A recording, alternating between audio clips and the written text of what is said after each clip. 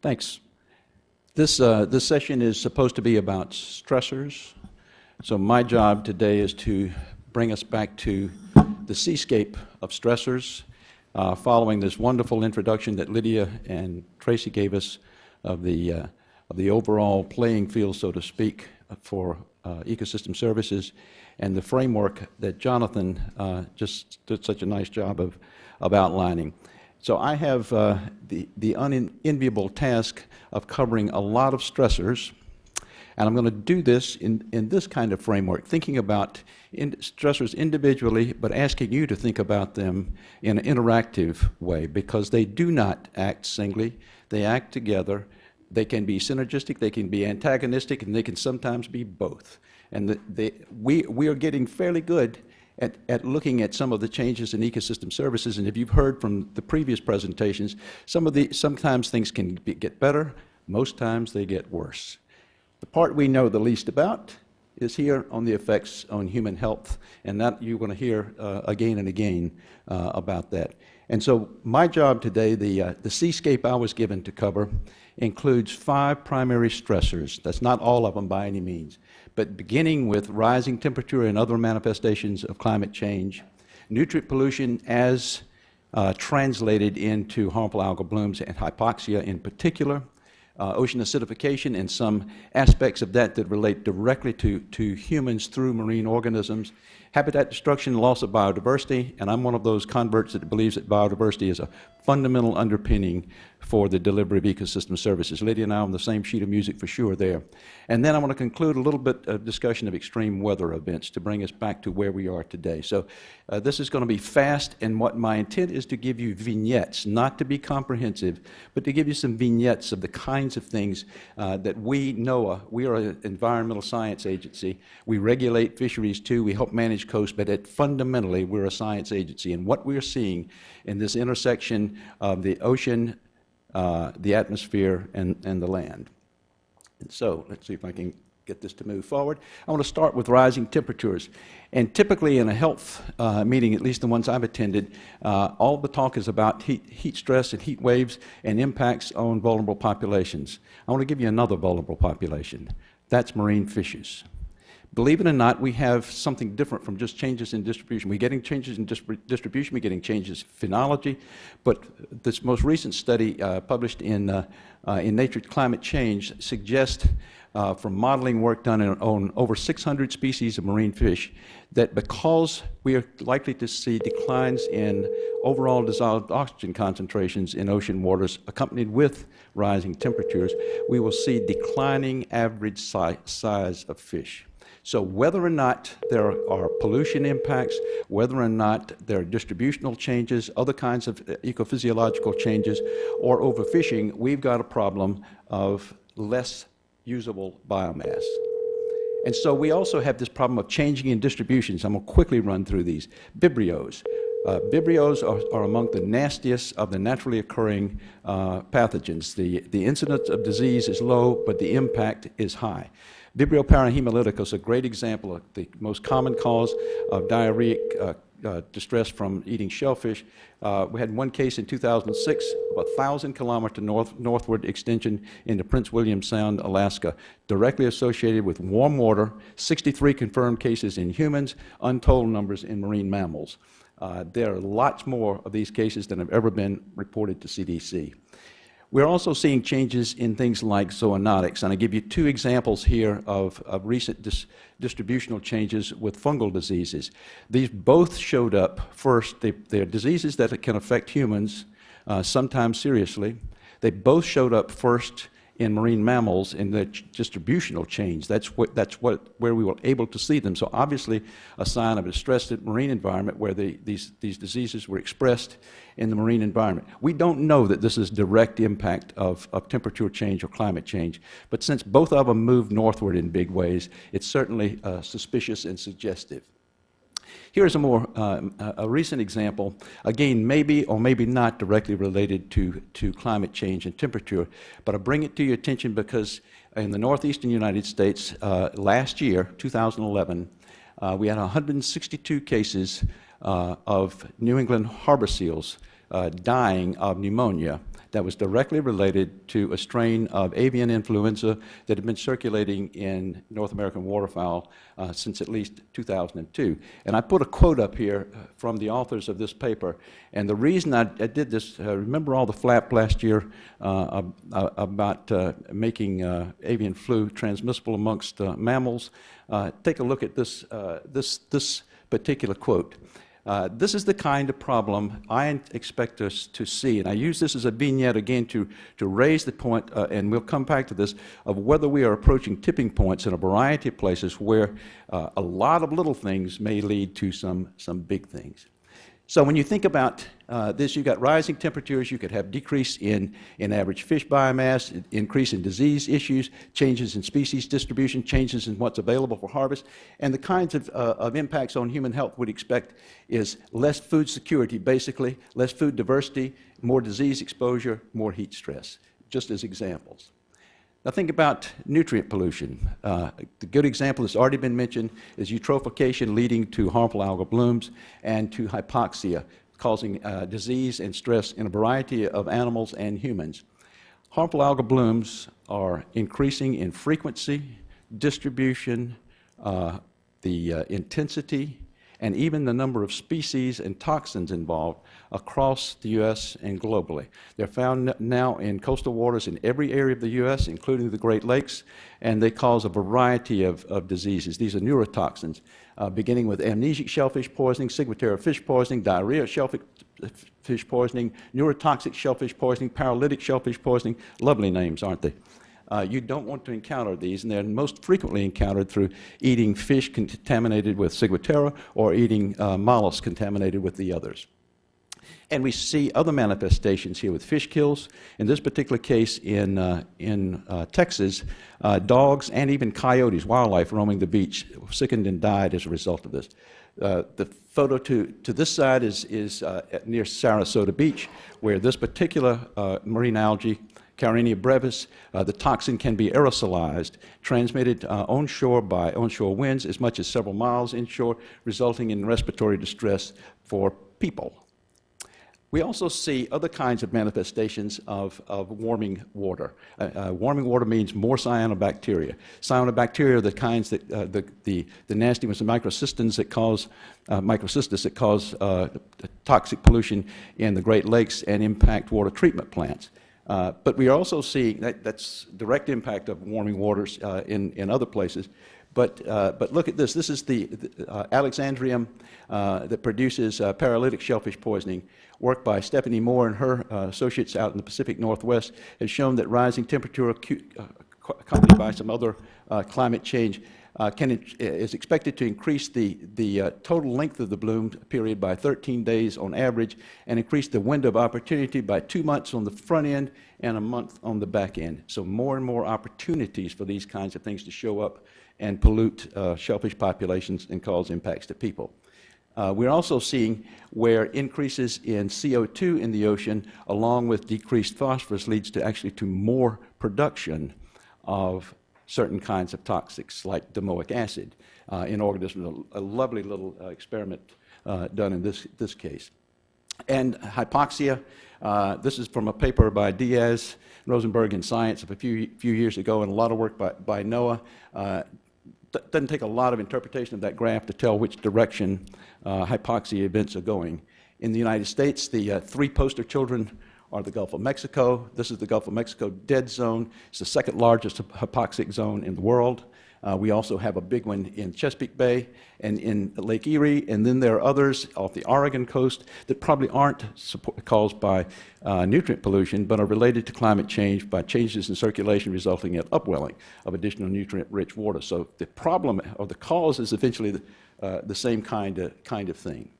And so we see that we're getting nutrient pollution with lots of changes in ecosystem services from drinking water problems in the Great Lakes and elsewhere, a lot of issues with safe seafood, some issues with air quality, a lot of impact on coastal recreational opportunities, and these all then translate into a variety of at least potential impacts on humans as well as direct disease. And every one of these cases, I think I raised the issue of mental health, stress, anxiety, job loss, all of those kinds of things.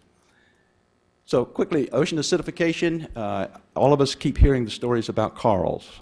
Corals are going to be impacted, yes, but they are not the only thing. Many calcifying organisms are going to be impacted. I'm not going to talk much about the coral story, but I would like to remind you about calcifying mollusk.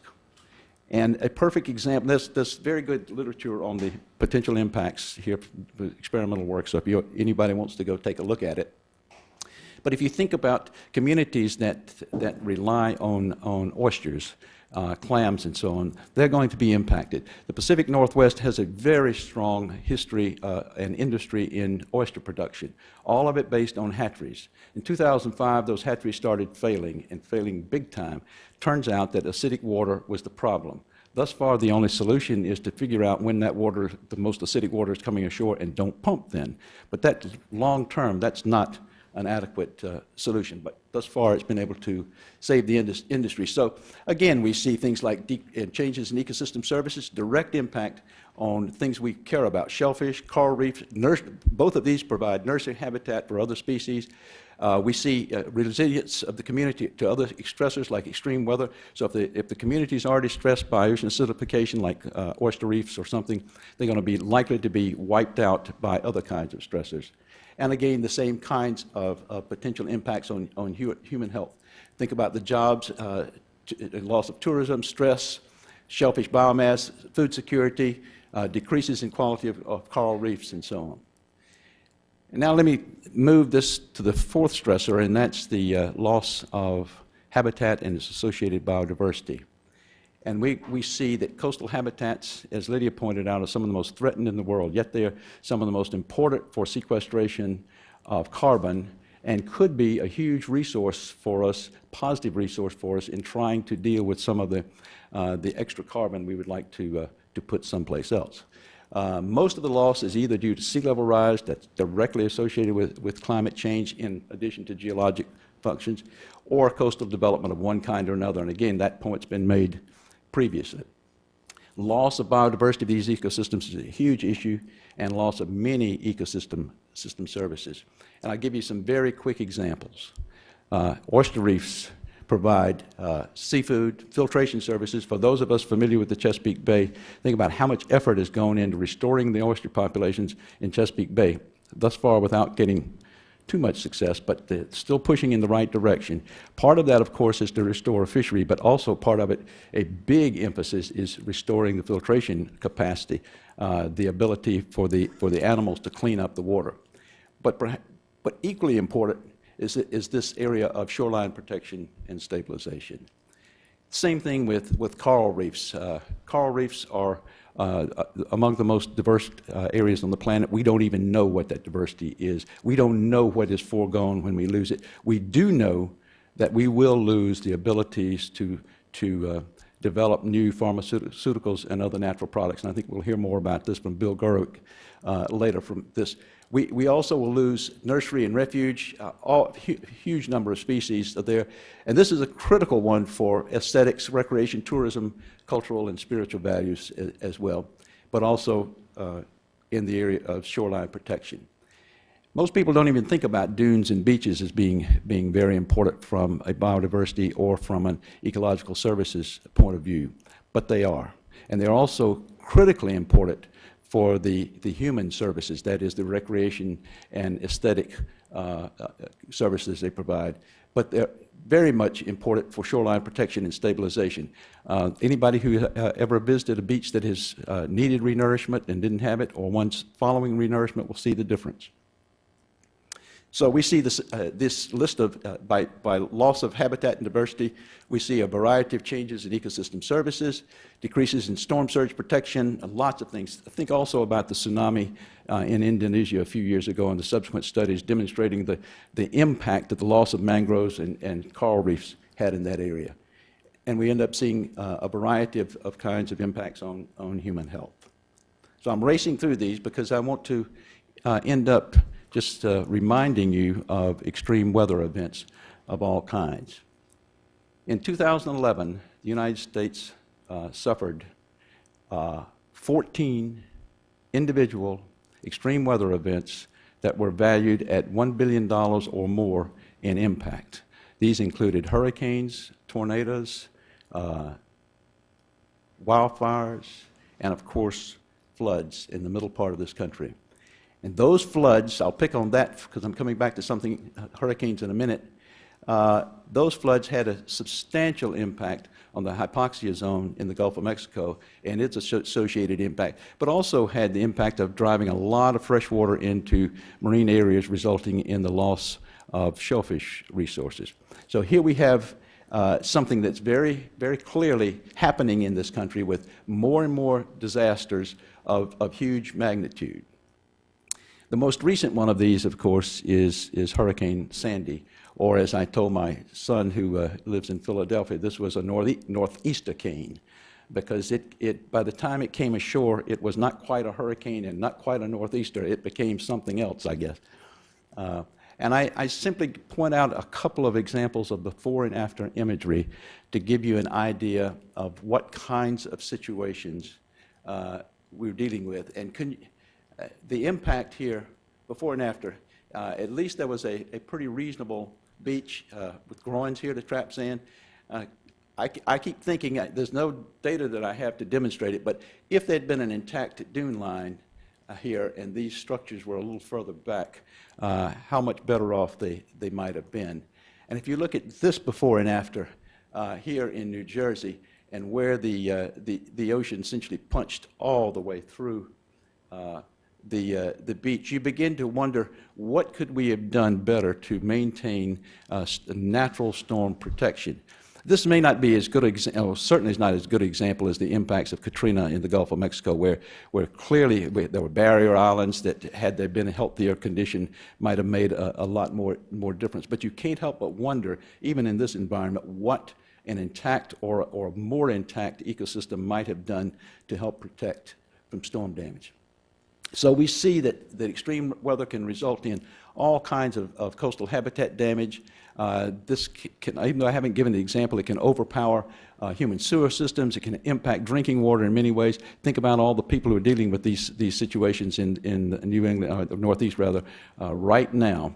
And I have personal experience having lived through a couple of these. I never want to do an event like Hurricane Hugo again. That was mine. I don't want to do those again. It's no fun at all being without power for 15 days and with nothing else to work with. So the human infrastructure, the leaking of pollution contaminates the environment. I don't know if you remember back one of my early slides with Vibrio vulnificus. Down at the bottom, I illustrated there were about 200 deaths from over a long period of time. 5 of those were associated with Hurricane Katrina. Just not a lot, but from one little naturally occurring bacterium, yeah. So there's lots of issues related to these things. And so we see, again, a variety of changes in ecosystem services, loss of water, seafood, storm surge protection, lots of loss of aesthetics, recreational opportunities. And I added this one on purpose, suitable human habitat. We have lost suitable human habitat as a result of these kinds of events. And those kinds of things result in all sorts of direct and indirect impacts to human health. I don't know how to quantify those, but they are real, and we need to be doing a better job of measuring those. And I was really encouraged to hear Jack talk about ways to get at mental health measurements, as stress measurements as a result of these kinds of events. And so to summarize this, I was looking at, very briefly with vignettes, at 5 stressors, some of the kinds of changes in ecosystem services that result from those stressors individually and in a couple of cases collectively, and the kinds of impacts that we might see on human health. Again, these are examples, not meant to be exhaustive lists. There's a lot more in both of these columns. And so I want to end this to preface a couple of things for our discussion later. What can we do about it? And first of all, we really do have to begin to account for ecosystem services in policies and decision making. And many of our federal agencies and state agencies are working to try to do this. The problem, as Lydia said, is operationalizing this, figuring out what they are. We actually have hundreds, in some cases thousands of tools, but we do not have a coalescence around a few tools to use it. This is going to take some time. But business is looking this way as well, how to do this. So this is a first step for us. Second, we really have to think much more broadly about protecting green infrastructure. I use the examples of coastal habitats that I'm most familiar with, but it's not just those. Protecting green infrastructure provides a lot of protection and a lot of services, including helping to recharge groundwater, as mentioned earlier today. A third one is we do need more research to understand the impacts of these stressors. If we understand the stressor, the effect, and the likely impact, then we can go back and look at how to, if we can't fix all the stress, how can we at least mitigate and manage the impacts on humans. And so the last one I'll do, because NOAA is in the forecasting business, is monitoring and warning. In my last couple of slides here, I want to remind you, this is the basic way we go about dealing with climate and weather forecasts, starting from years and years out with climate outlooks, and coming on down with climate predictions, down to weather forecasts, to warnings, over a time scale that collapses to weeks, a week, days, hours, and minutes, with the whole idea of being able to give as much time for preparation and getting ready for the event, dealing with the event itself, the response, whether it's us or lots of first responders there, and recovery. And what we're doing now is trying to begin an effort and build on what we already have in harmful algal bloom warnings and so on, to embrace this same approach to ecological forecasting, where we're looking for ecosystem outlooks, ecosystem predictions, ecosystem service forecast, and eventually to being able to do a broader view of warnings. And with that, I'll stop. Thank you.